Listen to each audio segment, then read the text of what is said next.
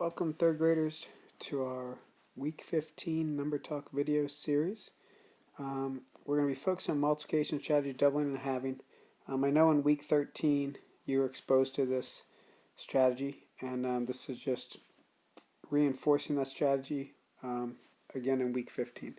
So let's look at our first example, which is 14 times 8. So if we think about doubling and halving,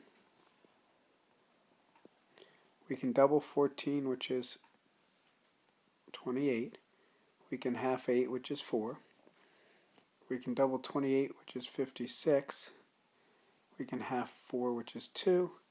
We could double 56, which is 112. We can half 2, which is 1. So we know 14 times 8 is 112.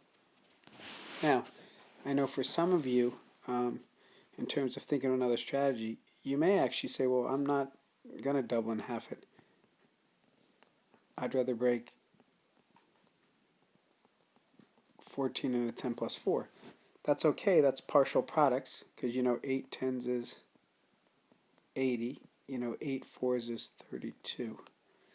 So again, your answer is still 112. There's nothing wrong with partial products, just remember this week's strategy is doubling and halving. Okay? If you look at 12 and 8. So let's look at actually two different ways we can double and halve this.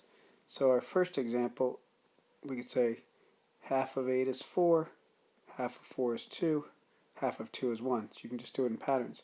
Same as you could say, well, 12 doubled is 24, 24 doubled is 48, 48 doubled is 96. So that's one possibility. The other way you can look at it is, what if you decided that you actually wanted to half 12? So half of 12 is 6, 8 doubled is 16. Half of 6 is 3, 16 doubled is 32. Well, that's about as far as you're going to go. So you're saying 3 times 30 is 90. All right, so use partial products. 3 times 30 is 90, plus 3 times 2 is 6, 96. Because if you keep going, then we're going to run into, well, half of 3 is 1.5, and then 32 doubled is 64. So if you think about that, what's 1? 64. And what's half of 64? 32. What's 64 plus 32? 96. But just so you recognize that. Let's look at 15 times 18. Now, anything with 15 times 18, we can double in half.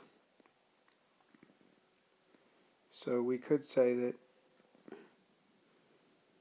15 doubled is 30. Half of 18 is 9. I wouldn't even go any further, because what's 9 30s? 270.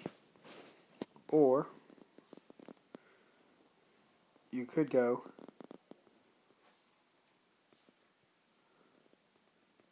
and look at it this way. Both numbers, right, could be, you could think about dividing them or multiplying them by 3. Because 15 divided by 3 is 5. 18 times 3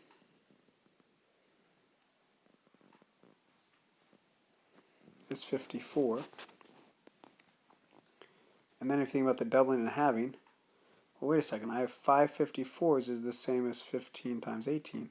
Well, what if I doubled 5? That's 10. If I halved 54, that's 27.